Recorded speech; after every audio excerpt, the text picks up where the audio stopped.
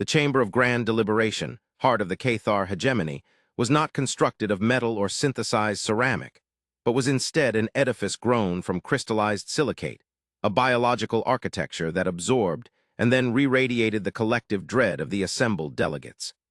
It was a space designed for eternity, yet currently it trembled with the ephemeral anxiety of an unprecedented moment.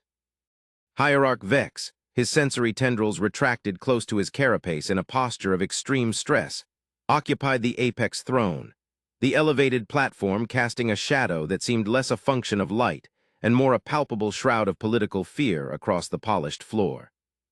The silence, normally a sacred component of Cathar protocol, had curdled into a suffocating vacuum, broken only by the rhythmic, low-frequency hum of the hegemony's outermost defense screens. A sound that, to the trained Cathar ear, carried the distinct, unsettling cadence of uncertainty.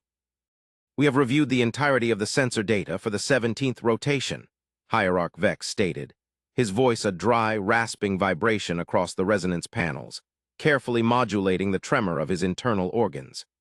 He did not look at Cynos Zil, the hegemony's lead military strategist, but kept his multifaceted eyes fixed upon the holographic projection suspended at the chamber's center. The image was simple, stark, and utterly defying their established cosmological models.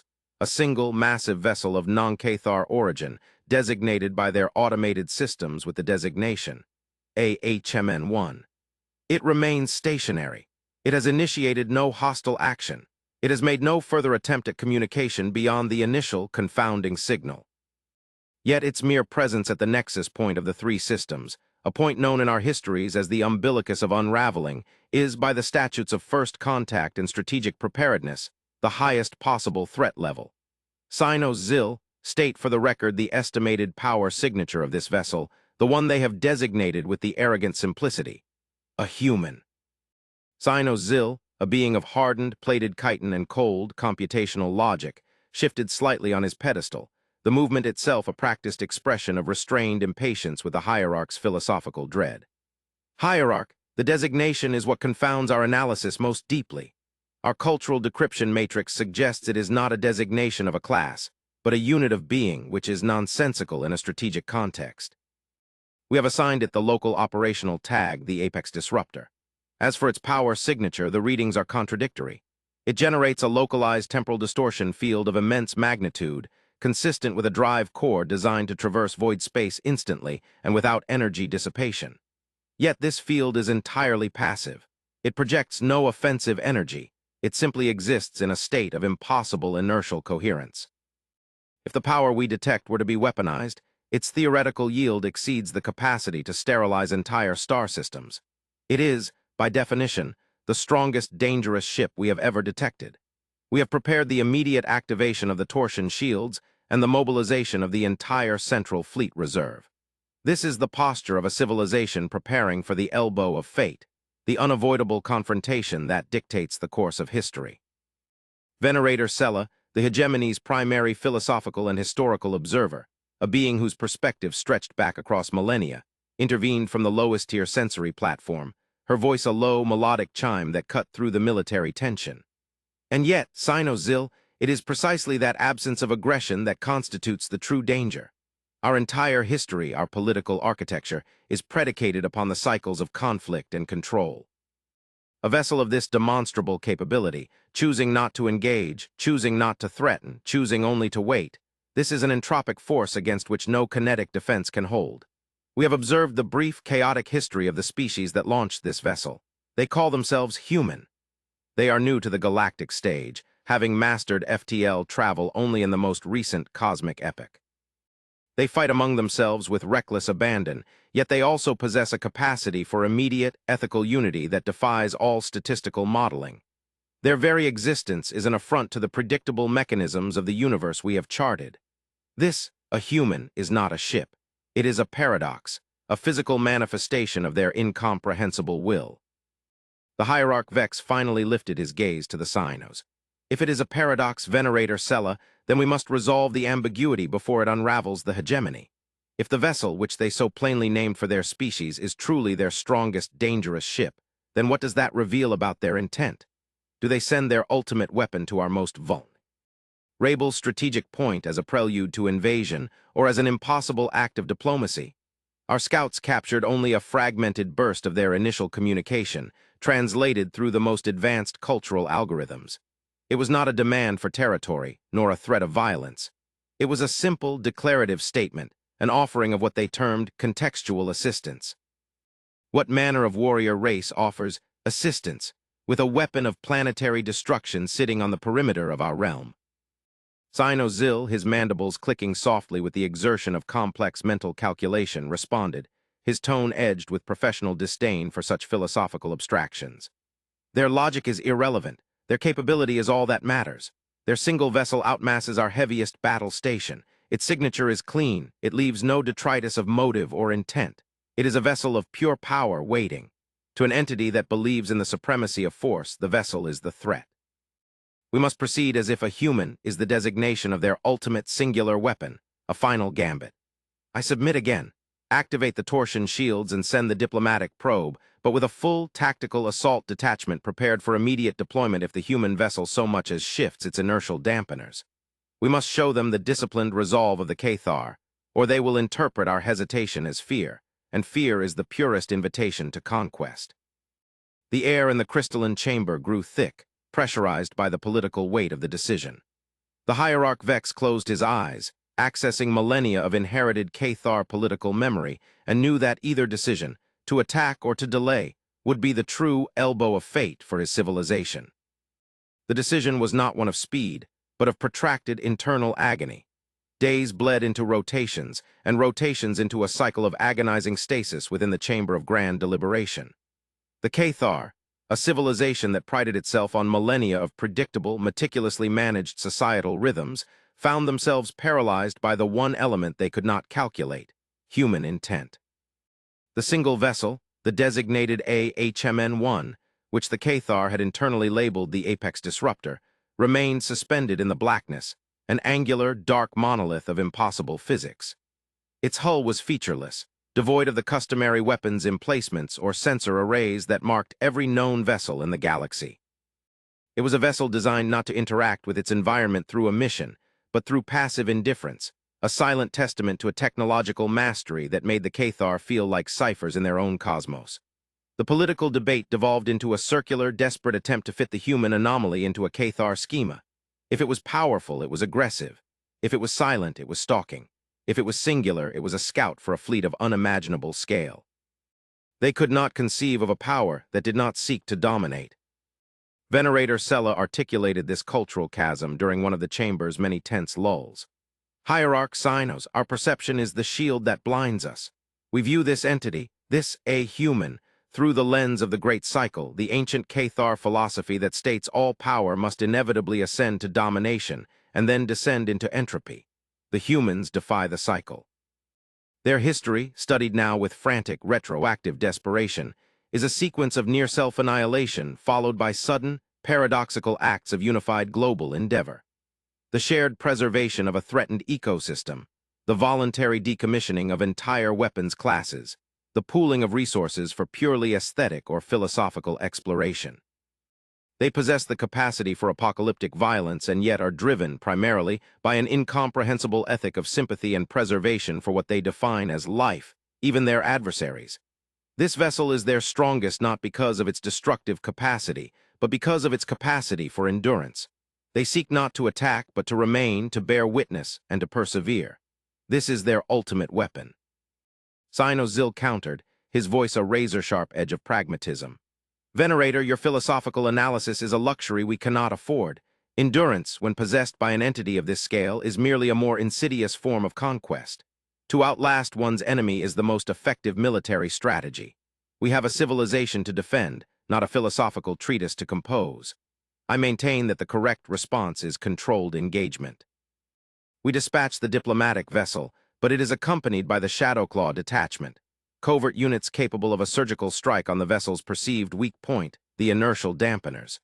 We open communication, we feign cordiality, and the moment their shields waver, we deliver the message of Cathar supremacy. We cannot allow this silent entity to become the elbow of fate that breaks. Our spine? The tension was a living thing now, a serpent coiled in the heart of the hegemony. Hierarch Vex, his mind oscillating between Sella's paralyzing wisdom and Zill's necessary aggression, made the only decision that allowed for both preservation and inquiry. Controlled, diplomatic engagement, but with the entire Cathar defense grid placed on a hair trigger. The risk of annihilation was high, but the risk of acting on a catastrophic misinterpretation of human intent was deemed, by the Hierarch, to be the greater, more irreversible threat. The Cathar diplomatic vessel, a sleek, heavily shielded ship designated the Herald of Calculated Peace, approached the massive, dark angularity of the human vessel. The Cathar crew, an elite team of linguists, diplomats, and military observers, felt the oppressive weight of the encounter. The AHMN-1 was geometrically alien, its hull composed of segmented planes that seemed to absorb all light and energy. No windows, no turrets, no visible means of propulsion other than the immense, passive distortion field that enveloped it like a shroud of pure gravity. As the Herald drew near, its advanced sensors registered an impossible detail. The temperature of the void space surrounding the human ship was precisely 0 Kelvin, a perfect thermal shield, a state of absolute, unachievable isolation from the cosmos. It was an engineering impossibility that spoke volumes about the resources committed to this singular entity. Communication channel opened, not with a burst of static or a coded sequence, but with a pure, stable frequency that immediately resolved into the Cathar primary diplomatic language. The voice was calm, utterly devoid of inflection, yet resonating with a profound, quiet authority. It was the voice of the ship's designated representative. "This is Captain Alara Vanker of the vessel designated Humanity's Vanguard, Arm of Resolve. We acknowledge the approach of the Cathar diplomatic cruiser. We transmit our diplomatic credentials and a full history of our species' ethical and political evolution. Our purpose is the fulfillment of the initial transmission, contextual assistance." The data packet that followed was colossal, a library of human existence, philosophy, art, history, political mistakes, technological breakthroughs, all delivered with an unsettling transparency. The Cathar team, reviewing the data stream, noted with cold apprehension that the ship's formal designation, Arm of Resolve, translated literally and colloquially in many Cathar dialects as the elbow of fate. Back in the chamber of grand deliberation, Hierarch Vex, Sino Zill, and Venerator Sella watched the live feed. Captain Vanker appeared on the main screen. A single human, small in frame, clad in a simple, unadorned uniform, her face calm, serious, and possessing a stillness that felt more dangerous than any threat display. She looked directly at the camera, a silent acknowledgement of the millions of Cathar watching, and began to speak, her words carrying the weight of a species that had survived its own worst tendencies. "We understand your apprehension. We have observed the deployment of your defensive grids and the tactical positioning of your reserve fleets. This is a logical response to the arrival of an unknown, high-capacity vessel. We are here to clarify that our strength is not a prelude to your destruction, but a necessity for your preservation. The Arm of Resolve is the strongest dangerous ship because its primary function is non-interference maximus, a self-contained, mobile sanctuary and energy sink designed to withstand any known cosmological event or kinetic force. It carries no weapons of attack. It carries only the entirety of human knowledge and the capacity to project a static, stabilizing energy field across a vast area." Sino Zill roared, his voice cracking the stillness of the chamber. "A deception. It is a philosophical distraction. Any vessel capable of withstanding any kinetic force is the ultimate weapon. It is a shield that can turn any environment into a cage. Ask it to detail the nature of this contextual assistance. Demand to know why they chose the umbilicus of unraveling, the point of our greatest internal political tension, for their arrival." Captain Vanker, through the comms channel, responded immediately, as if Zill's outburst had been a polite inquiry. "Sino Zill, your anxiety is noted and quantified. The choice of the umbilicus was not arbitrary. Our comprehensive analysis of Cathar history and current political vectors, derived entirely from the public data you broadcast across your civilian net, indicates a critical, terminal societal fragmentation.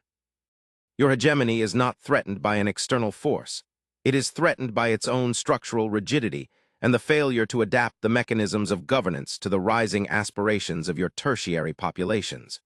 Your political and economic models are projected to enter terminal collapse within 3 galactic cycles, leading to a localized civil war of apocalyptic scale. That is the elbow of fate you are approaching. The statement detonated in the chamber of grand deliberation.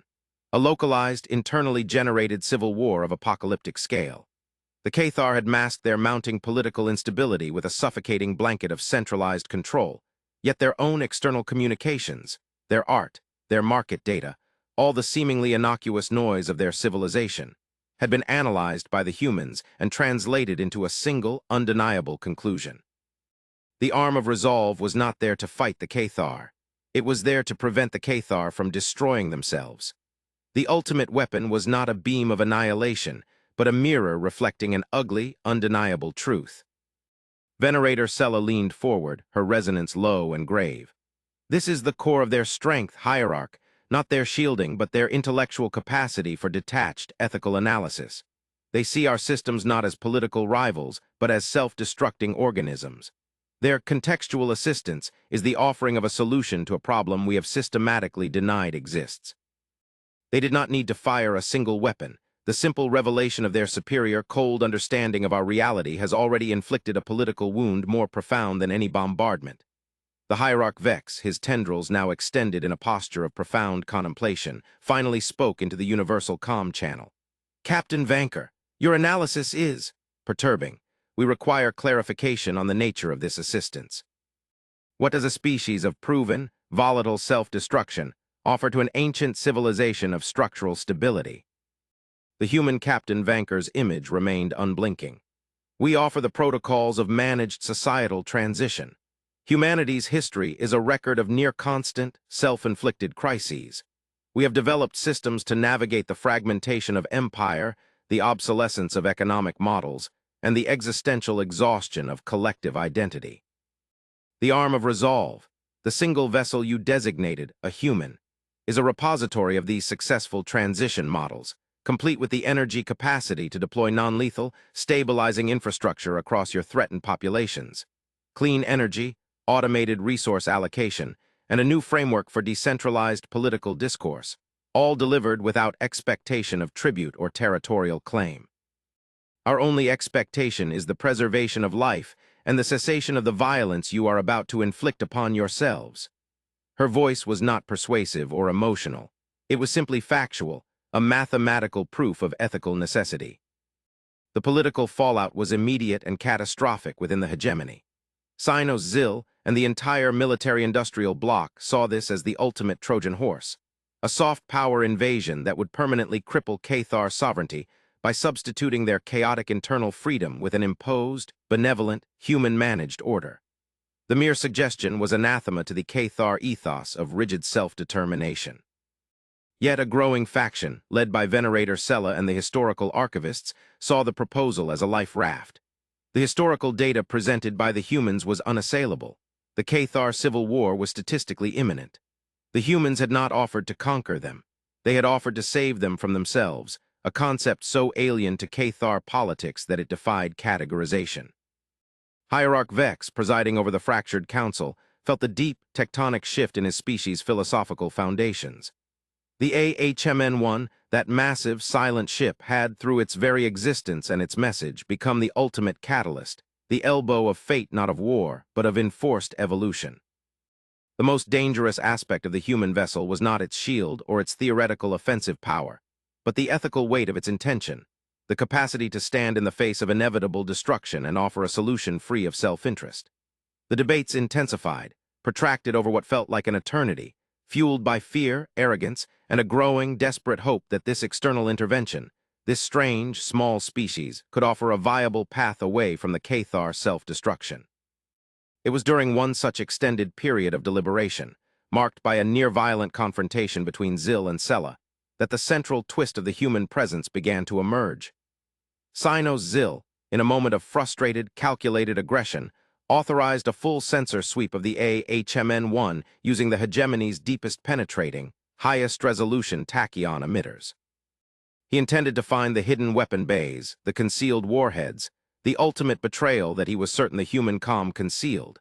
What the sensors returned, after a delay that stretched the nerves of the entire Cathar strategic command to a breaking point, was not a hidden weapon signature, but a colossal, profound empt. Ines at the heart of the human vessel's architecture, The arm of resolve was not a single, cohesive hull. It was, in fact, a massive, layered series of nested defensive fields surrounding a core structure that was significantly smaller than the external shell suggested. But the true revelation lay in the core itself. The internal mass of the human vessel was almost entirely composed of archival data storage matrices and life support systems optimized for extended, perpetual self-sufficiency, a civilization in a box. More chillingly, the energy required to maintain its perfect zero-Kelvin shield, its temporal distortion field, and its massive computational core was not being generated by a central reactor. It was being harvested from a system that was utterly incomprehensible. The vessel was taking the kinetic and energetic noise of the surrounding void space and converting it into perfect, usable energy. The ship was not a generator. It was a perfect siphon, an apparatus designed to exist indefinitely in an adverse environment. Sino-Zil, his confidence shattered, reported the findings to the Hierarch Vex, his voice a strained whisper of disbelief. Hierarch, the vessel has no offensive capacity because it requires none. It is designed for absolute eternal defense. It is not an invasion cruiser. It is an arc. Furthermore, the energy it expends is drawn from the ambient chaos of the cosmos itself. It is a machine that runs on entropy. It is not preparing to fight us. It is preparing to survive something vastly, catastrophically larger. Venerator Sella took the data and synthesized the final, dreadful philosophical insight. The human analysis of our imminent civil war was not contextual assistance. It was a prerequisite. They cannot initiate their true mission, the defense against the cosmic force, with a chaotic, self-destructing hegemony on their flank. They came here to stabilize a vital strategic position, which is us. We are not their target. We are their most immediate, self-inflicted obstacle. The question remains, why would a species commit such immense resources, such an arc of their civilization, to the purpose of perpetual defense? What event could necessitate such a desperate act of preservation? Hierarch Vex, abandoning all previous political caution, transmitted a direct, unmediated query to Captain Vanker, bypassing all diplomatic protocol. Captain Vanker, you speak of transition and preservation. We see in the architecture of the arm of resolve a vessel designed for an exodus, an indefinite survival in the face of an existential threat. The elbow of fate, the turning point you have created for us, cannot be our civil war. It must be what you are truly running from or preparing to face. Speak the truth of your larger mission. What demands a ship of this non-kinetic, defensive power to exist? The response was immediate and resonated with a gravity that eclipsed all previous tension. Captain Vanker's expression was the same calm, serious mask, but now tinged with a deep, infinite weariness. Hierarch Vex, we are not running from a threat. We are moving towards the eventuality of the end of the current cycle. The contextual assistance was an act of faith, the belief that your civilization's survival is necessary for the collective survival of the spiral arm. Our history of internal conflict, our capacity for both utter brutality and paradoxical unity, has given us a unique, terrifying perspective on the nature of reality. We have observed, across the deepest spectrum of the cosmos, the advance of a phenomenon known only as the silence of entropic nullification. The term hung in the crystalline air of the chamber of grand deliberation, instantly translated but incomprehensible in its scope.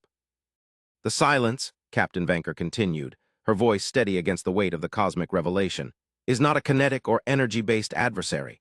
It is a slow, geometric consumption of organized matter. It is a wavefront of thermodynamic perfection where all energy gradients flatten, all complexity ceases, and matter simply forgets how to be complex. It is the end of all physics as you understand it, a universe returning to a state of absolute, featureless zero. It advances from the galactic periphery, consuming entire clusters of stars and leaving behind only a void of perfect, eternal equilibrium. We have detected its presence approaching the outermost rim of this galactic quadrant.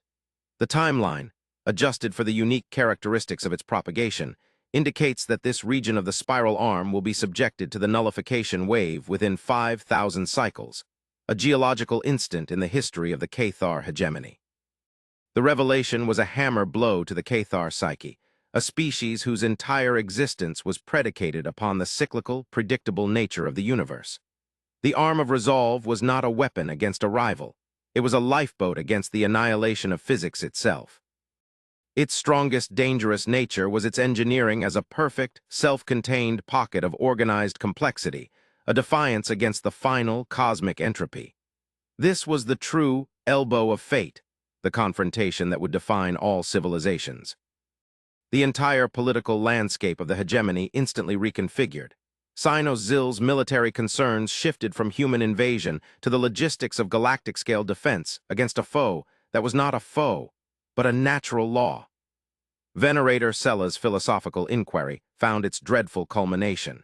The unpredictable, chaotic human species had been granted the insight to see the end of everything. Hierarch Vex, his authority newly solidified by the enormity of the threat, faced Captain Vanker's silent image with a new, profound humility. The silence of entropic nullification. We have no historical or mythological concept for such a foe. What is your strategy, Captain? What does the arm of resolve, a vessel of ultimate defense, propose to do against the end of everything? Captain Vanker finally allowed a flicker of something close to resolve to cross her features. The nullification wave cannot be fought with energy or kinetics. It is a passive process. We must fight it with complexity, with information, and with will. The arm of resolve is not a weapon, but a transmitter. We have determined that the wave can be subtly, incrementally diverted or slowed by localized, massive injections of artificially generated complexity. A cascade of high-level, non-repeating informational vectors broadcast on a scale that forces the nullification field to expend energy to simplify it. It is a defense of pure, organized thought. The arm of resolve is capable of this task, but it requires the synchronized, unified energy and computational resources of an entire civilization to sustain the broadcast for the necessary duration. The contextual assistance had been an alliance offer, veiled in pragmatism. Humanity needed the Cathar hegemony not as an ally in war, but as a vast, stable energy source and computational matrix to power the ultimate philosophical defense against the end of the universe. The price of Cathar survival was the acceptance of a unified galactic strategy, managed by the very species they had feared and underestimated. The choice was clear: submit to the assistance and the reorganization of their society, or face a swift internal collapse followed by the slow, silent end of their very existence. The elbow of fate had delivered its final, decisive turn. The negotiation that followed was swift, intense, and fundamentally philosophical. Sino-Zil, stripped of his conventional military posturing, was repurposed as the chief of integrated strategic resource allocation, now wrestling with the impossible logistics of transforming the entire Cathar defense grid into a single, cohesive power conduit for the human vessel. He demanded safeguards, protocols, and guarantees of Cathar autonomy. Captain Vanker, with cold, ethical logic, dismantled his every objection. "Your autonomy is meaningless if your complexity is nullified," she stated. "The protocols are simple: absolute unity of resource command, dedicated to the singular goal of preserving the organized universe. The Cathar political system, as it stands, is structurally incapable of the necessary cohesion.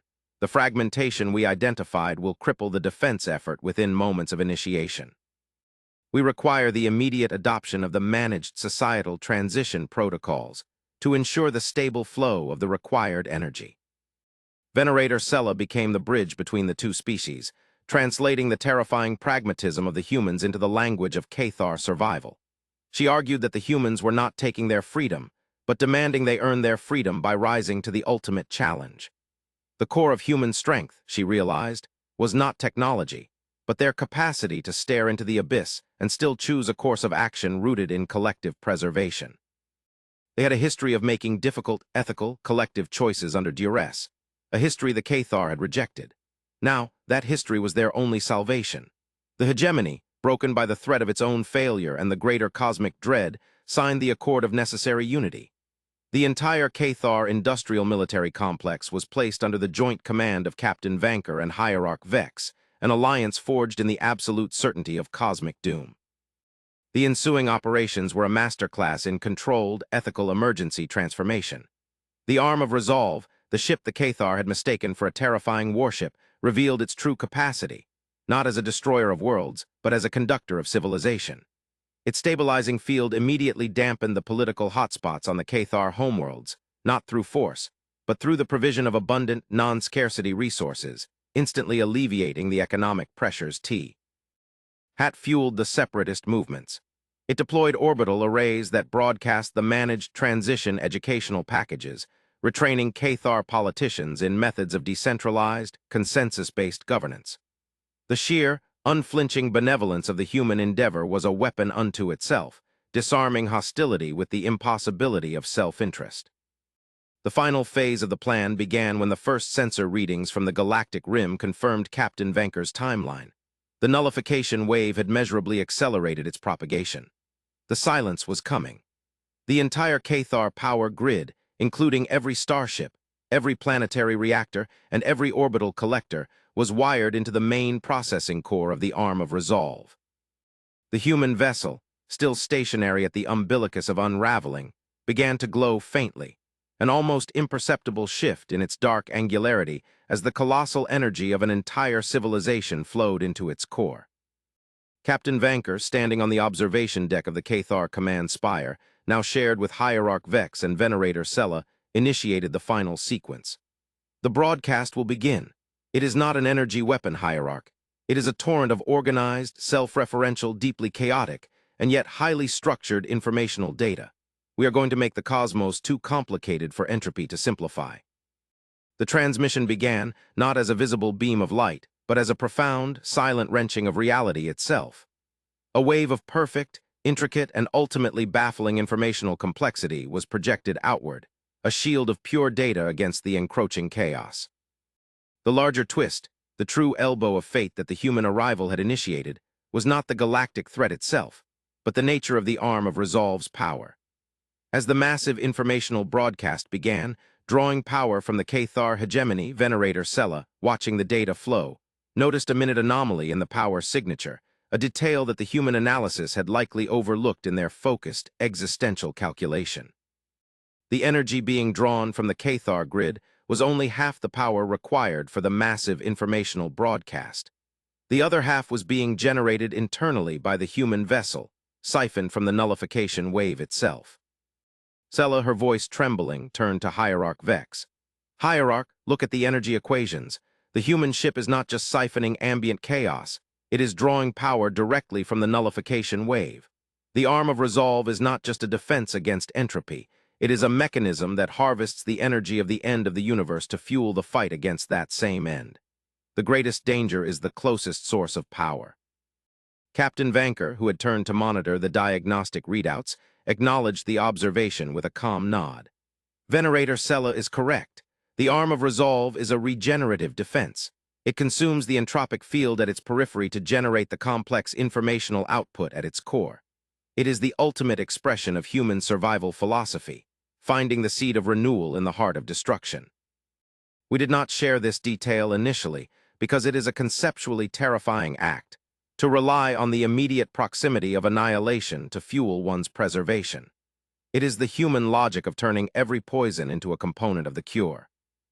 The revelation was the final, devastating piece of the human puzzle. Their strength, their ethical commitment, their capacity for unity, it all stemmed from a philosophy of existence that embraced the impossible contradiction. The ship they had named a human was not just a symbol of their species, but a functional expression of their core nature, a fragile yet terrifyingly adaptive organism that only truly flourished at the edge of its own extinction, drawing energy from the chaos it sought to subdue. The Arm of Resolve was the paradox made physical, the strongest, dangerous ship, precisely because its danger was not to others, but its willingness to embrace the gravest possible threat as its source of power. The informational cascade held the nullification wave at bay. The alliance of unity, born of fear and philosophical shock, held together. The Cathar hegemony had been fundamentally and permanently altered, its rigid, cyclical worldview replaced by the terrifying, expansive uncertainty of a common, existential struggle.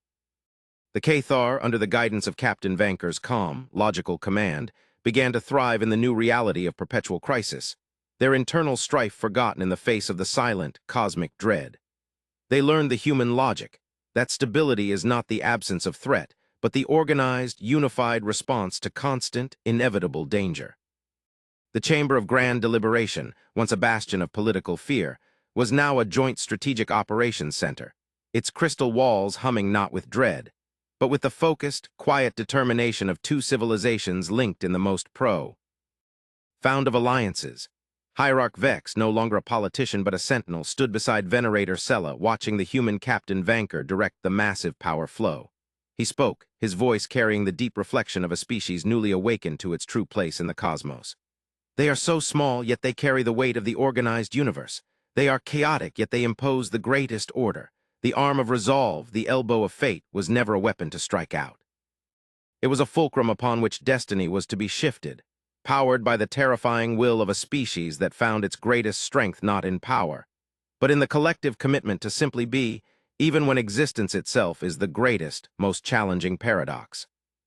Venerator Sella nodded, her gaze fixed upon the data stream that showed the informational shield holding the line against the encroaching silence. They are the ultimate survivors, Hierarch. We feared their volatility. We should have revered their tenacity. They taught us that the strongest, dangerous ship is not the one that can destroy, but the one that refuses to be destroyed, the one that makes the decision to persevere the most powerful force in the universe. The human decision to survive, powered by the collective choice of the hegemony, has turned the tide of cosmic entropy. This, the simple, quiet decision to choose life in the face of the ultimate end, is the true meaning of the elbow of fate. The universe will never be the same. The two ancient Cathar leaders, their species irrevocably changed by the arrival of a single, determined human and her defensive arc, watched the silent, glowing monolith of the arm of resolve standing fast against the night. A quiet, impossible testament to the paradoxical, terrifying resolve of humanity. The long, silent watch had begun, and the universe, for the first time in millennia, felt a genuine, quiet hope in the face of its own scheduled cessation. A hope born of the calm, ethical, logical, and impossibly persistent strength of the small species they had once so profoundly underestimated. The work had just begun.